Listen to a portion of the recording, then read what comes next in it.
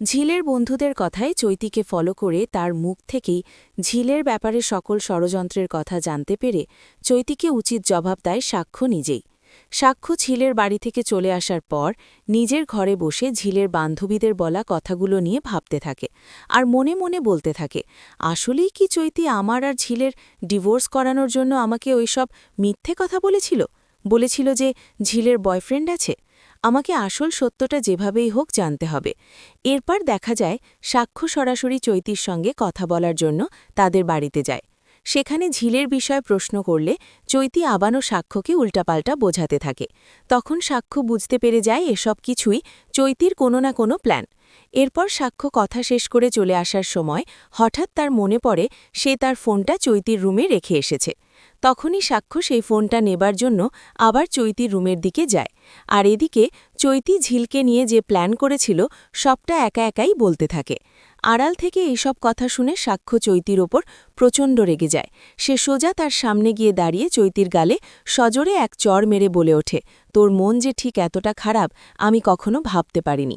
আমি তোকে আর বিয়ে করছি না, তোর সঙ্গে আজ থেকে আমার সকল সম্পর্ক শেষ।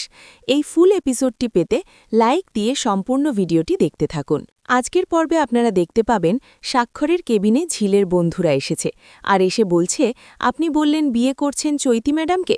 তখন স্বাক্ষর বলে, হ্যাঁ করছি তো কি হয়েছে। ওরা বলে, না আমরা সেই বিষয়ে কিছু বলতে আসিনি, আমরা বলতে এসেছি একটা কথা শুনুন, ঝিল কিন্তু গান গাওয়া ছেড়ে দিচ্ছে। তখন স্বাক্ষর বলে, কেন? ওরা উত্তর দেয়, এমনি গান গাইবে না, ও তো আমাদের দলের লিডার ছিল, তাই ও গান গাইবে না। তাহলে ও যদি গান না করে তাহলে আমরাও তো গান গাইতে পারবো না। এই তো সামনে একটা ফাংশন আছে, সেই ফাংশনেও গান গাইতে চাইছে না। এই ফাংশনটার জন্য আমরা অনেক দিন ধরে অপেক্ষা করে থাকি, একটা বছর, আর ফাইনালি সেটা কনফার্ম হয়েছে। কিন্তু ও বলেছে আমি গান গাইব না, তোরা পারলে গান কর, আমি ওই শহরেই থাকব না, এখান থেকে আমি বেরিয়ে যাব, এসব বলেছে। তখন স্বাক্ষর বলছে, তো আমাকে কেন এসব কথা শোনাতে এসেছো? আমাকে শোনানোর তো কোনো প্রয়োজন নেই, তুমি শোনাও কি ওর বয়ফ্রেন্ডকে। তখন ওরা বলে, বয়ফ্রেন্ড? আপনি ওর সম্বন্ধে উল্টোপাল্টা কথা বলছেন কেন? ওর সম্বন্ধে ওর চরিত্র নিয়ে কোনো কথা আপনি বলতে পারেন না। তখন স্বাক্ষর বলে, কেন? এখানে চরিত্রের কথা কি হলো? ও অ্যাডাল্ট, ওর নিজের বয়স হয়েছে, ও একটা বয়ফ্রেন্ড জোটাতেই পারে, তাতে ওর এখানে চরিত্রের কথা কি করে হলো? মানুষ ভালো বন্ধু প্রেম ভালোবাসা করে নাকি? তখন ওর বন্ধুরা বলে, শুনুন, আপনার সঙ্গে না এই বিষয়ে কোনো কথা বলতে চাই না। হ্যাঁ, আপনি এমন নাটক করলেন, এমন ভালো মানুষই দেখালেন ওর যে, একদম নিজে দাঁড়িয়ে থেকে ট্রিটমেন্ট করলেন, ভালোবাসা দেখালেন, সেবা করলেন, নিজের বাড়িতে গিয়ে রাখলেন, আর কি করলেন? আপনার ওই চৈতি ম্যাডামও আপনার মতোই তো, আপনারা দুজনেই একই রকম। তখন স্বাক্ষর বলে, চৈতিও বা কি করল, যেখানে চৈতিকে তুমি দোষারোপ করছো? তখন বলে, ও চৈতি ম্যাডাম কিছু করেনি, ডিভোর্সটা পাওয়ার জন্য 1,00,000 টাকা দিতে চাইল, যাতে তাড়াহুড়ো করে ডিভোর্সটা হয় আর আপনাকে বিয়েটা করতে পারে নাকি? তখন বলে, কি বলছো তোমরা এসব, একটা মেয়ের নামে উল্টোপাল্টা মিথ্যে কথা। তখন বলে, ও আপনার বউয়ের নামে মিথ্যে কথা বলছি বলে আপনার খুব গায়ে লাগছে তাই না? তখন ওর বন্ধুরা বলে যে, এটা মিথ্যে না, এটা সত্যি। হ্যাঁ, আমরা কখনো মিথ্যে কথা বলি না। তখন স্বাক্ষর বলে যে, কি তুমি এসব কি বলছো? তো হ্যাঁ, আর তোমরা বা জানলে কার মুখ থেকে যে চৈতি 1,00,000 টাকা দিতে চেয়েছিল তা? তখন বলে, কেন? আমরা ওখানের আড়ালে তো দাঁড়িয়েছিলাম, আমাদের সামনেই তো আপনার বাড়িতে গিয়ে 5 লক্ষ টাকা দেবার কথা বলেছে, তার মধ্যে আবার চৈতি 1 লক্ষ টাকা দিতে বলেছে। মোট কয় টাকা হলো? 6 লক্ষ টাকা হলো। শুনুন, আমাদের ঝিল না অতটা লোভী না।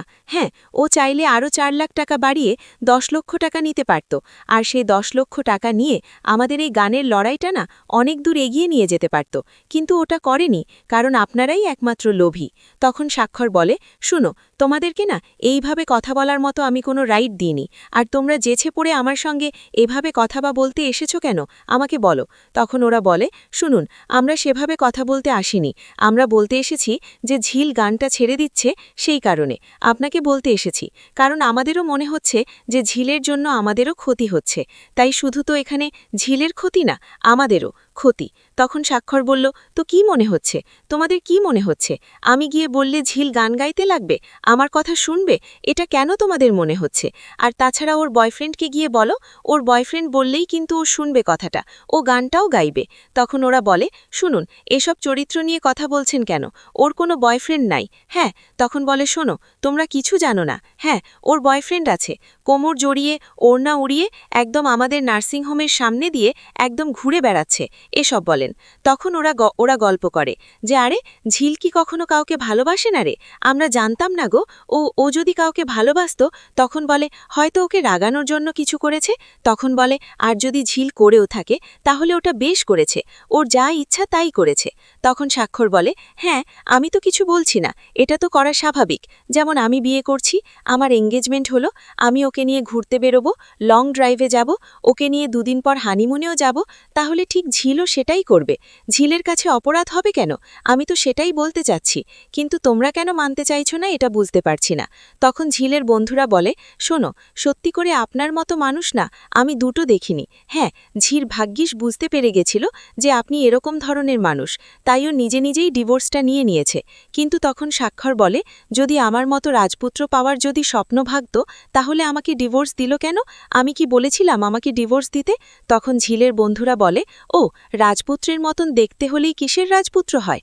আপনি নিজেকে রাজপুত্র মনে করেন না, আপনি কখনো রাজপুত্র না। হ্যাঁ, কারণ আপনার আসল রূপটা না আমাদের কাছে খুব ভালোভাবে ক্লিয়ার হয়ে গেছে। তখন স্বাক্ষর বলে কি ক্লিয়ার হয়ে গেছে? এই যে কত নাটক করলেন, ওর অপারেশন করলেন, সেবা যত্ন সবকিছু করলেন, এসব কিছু কেন করেছেন তা আমরা বুঝতে পারছি। ভুলে ভালে ঝিলকে দিয়ে ডিভোর্সটা করিয়ে নিলেন। আপনার সঙ্গে না আমাদের আর কোনো কথা নাই বলে সেখান থেকে চলে যায়। তখন স্বাক্ষর একজনকে ফোন করে আর বলে আমার কেবিনে এসো তো। তখন আসলে বলে ওই যে ঝিল মেয়েটা কাজ করতো রিসেপশনে, তার কিছু ডিউ আছে মনে হয়, সেই চেকটা আমাকে দাও তো। তখন ছেলেটা বলে আপনি গিয়ে দেবেন স্যার? তো হ্যাঁ ঠিক আছে, আমি আনছি। তখন ছেলেটা চলে যায়। এদিকে কিছুক্ষণ পর দেখা যায় যে স্বাক্ষর বস্তিতে চলে গেছে ওর চেকটা নিয়ে, আর তখন ঝিল ঘরে বসে বাইরে যাওয়ার জন্য জামাকাপড় গোছাচ্ছে। আর তখন সেখানে স্বাক্ষর দাঁড়ায় আর ঝিল বলে ডাকতেই সেখানে ঝিলের মা, ঝিলের দিদি আসে। আর এসে তখন বলে ও মা, তুমি আবার এখানে এসেছো? আচ্ছা তুমি কি ভাবো নিজেকে? আমাদেরকে কি একদম শান্তি দেবে না? আমার মেয়েটাকে কি তুমি শান্তিতে থাকতে দেবে না? আমরা তো তোমাদের কাছে যাচ্ছি না গো, তোমাদেরকে আমরা ছেড়ে দিয়েছি, তুমি কেন বারবার আমাদের বাড়িতে চলে আসছো? একটা বুঝে বলো তো কথা। তখন মিলি বলে শুনুন, আমার মনের অবস্থা একদম ভালো নয়, শুধুমাত্র আপনার কারণে। আমার মেয়েটা এই শহর ছেড়ে চলে যাচ্ছে, যাওয়ার জন্য চেষ্টা করছে অন্তত। আর আপনি বারবার আমার মেয়ের কাছে কেন আসছেন? কালকে এত কিছু কাণ্ড করলেন, তাতে আপনার শান্তি হলো না তাই না? তখন স্বাক্ষর বলে কেন, আমি কি এখানে আসতে পারি না? তখন বলে না, আপনি এখানে আসতে পারেন না, কারণ এখানে আসার মতো আপনার সাথে আমাদের আর কোনো সম্পর্ক নেই। তখন ঝিল ওখানে দাঁড়িয়ে থাকে আর ঝিল তখন বলে দিদি ছেড়ে দে, উনি কি করতে এসেছেন, ওকে ভিতরে আসতে বল আর আমাকে সবকিছু বলতে বল। তখন স্বাক্ষর ভিতরে আসে আর স্বাক্ষরের সঙ্গে সঙ্গে ঝিলের মা, ঝিলের দিদিও ওরাও সঙ্গে আসে। স্বাক্ষর তখন ঝিলকে বলে তুমি তো আমাদের নার্সিংহোমে চাকরি করতে, আর সেখানে তোমার 1 মাসের ডিউ ছিল, আর সেই পেমেন্টটা দেওয়ার জন্যই আমি এসেছি বলে পকেট থেকে চেকটা বের করে আর ঝিলকে দেয়। তখন ঝিল বলে ও, এই টাকাটা দেওয়ার জন্য আপনি এখানে এসেছেন? তখন বলে হ্যাঁ, আমাদের নার্সিংহোমে তো কোনো কিছু ডিউ থাকে নাকি? তখন বলে শুনুন, ওই টাকাটা আমার লাগবে না, আপনারা আপনাদের নিজের কাছেই রেখে দেন। তখন বলে কেন, তুমি কাজ করেছো, তোমার প্রাপ্য টাকা তুমি কেন নেবে না? তখন ঝিল বলে হ্যাঁ, আপনি আমার অপারেশন করেছেন, তার বিনিময়ে আপনাকে এই টাকাটা দিলাম। যেমন করে আমার অপারেশনের বিনিময়ে আমাকে আমার মাকে, দিদিকে, আপনাদের বাড়ির রান্নাবান্না সবকিছু করিয়ে নিলেন আপনার এঙ্গেজমেন্টে, ধরে নিন সেই হিসেবেই আমি টাকাটা কিন্তু আপনাকে দিলাম। তখন স্বাক্ষর বলে কেন, তুমি নেবে না? টাকাটা নাও। তখন ঝিল বলে আমি যখন বলেছি নেব না তখন নেব না। তখন ঝিলের মা, দিদি বলে ও তো বলল টাকাটা নেবে না, তারপরও তুমি জোর করছো কেন? সত্যি তো, কালকে যেভাবে আমাদেরকে জোর করে তোমাদের বাড়িতে রান্না করালে, ওর কি রান্না করতে যাওয়ার মন মানসিকতা ছিল, নাকি ওকে সবকিছু দেখিয়ে দেখিয়ে করবে তাই ওকে ওখানে নিয়ে গেছিলে? বলো, তারপর আবার টাকা দিতে এসেছো। এতটা অপমান আমাদেরকে আর করো না গো, ওসব টাকা তো আমরা মা মেয়ে মিলে সবাই মিলে খেটে না করে নিতে পারবো, আমাদের টাকার আর কখনো প্রয়োজন হবে না। তখন স্বাক্ষর বলে সত্যি তুমি টাকাটা নেবে না? তখন ঝিল বলে না, নেব না, আর এরপরও যদি তুমি টাকাটা দিতে আসো আমাকে, তাহলে কিন্তু ওই চেকটা বা টাকাটা যাই দাও না কেন সেটা আমি ছিঁড়ে তোমার সামনে কুটি কুটি করে ফেলে দেব, আর সেটার জন্য তুমি আরও বেশি অপমানিত হবা। তাই বলছি যে আর এত অপমান হয় না গো, আমি অপমান করতেও তোমাকে চাই না। তখন স্বাক্ষর বলে দেখুন, এই টাকাটা কিন্তু ওর প্রাপ্য, কেন ও নেবে না গো? তখন ঝিলের দিদি বলে, ওর তো অনেক কিছুরই হক ছিল গো, আমরা তো সব হকই ছেড়ে দিয়েছি। যেমন তুমি ওর হক ছিলে না, তবুও তো ও তোমাকে নির্দ্বিধায় ছেড়ে দিল। আর তাছাড়া তুমি ছিলে না মনে হয় ওর হক, তাই সেই কারণেই তো ও ছেড়ে দিতে পারল। তখন ঝিল বলে, দিদি এসব কথা ছাড়ো না রে, আমার ভালো লাগছে না গো। তখন বলে, হয়ে গেছে আপনার সবকিছু বলা, এবার আপনি যেতে পারেন। তখন স্বাক্ষর বলে, তোমার সঙ্গে আমার কিছু কথা আছে। তখন ঝিল বলে, আচ্ছা ঠিক আছে, বলুন কি কথা। তখন বলে, আলাদা করে কথা আছে। তখন ঝিলের মা বলে, ওর সঙ্গে আর আলাদা করে কোনো কথা থাকতে পারে না বাবা, তাই যেটা বলার সেটা আমাদের সামনেই কিন্তু তুমি বলবে। তখন স্বাক্ষর বলে, ঠিক আছে, বেশ, আপনাদের তাহলে সবার সামনেই আমি কথাটা বলি। তখন স্বাক্ষর ঝিলকে বলে, আমি শুনছি তুমি নাকি আমার জন্য গান গাওয়া বন্ধ করে দিচ্ছ, সবার মুখে মুখে তো এই কথাটাই শুনছি আমি কি কখনো তোমাকে বারণ করেছি যে তুমি গান করো না? তা ঝিল বলে, কে বলল আপনাকে? তো সবাই তো এই কথাটাই বলছে, তোমার নাকি সামনে ফাংশন আছে, সেই ফাংশনে তুমি নাকি গান করছো না, ছেড়ে দিচ্ছ। কেন তুমি এটা করছো?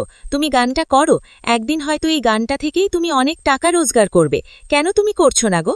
তখন ঝিলের মা বলে, আচ্ছা তুমি কি ওকে গান করার মতো মন মানসিকতা করেছো?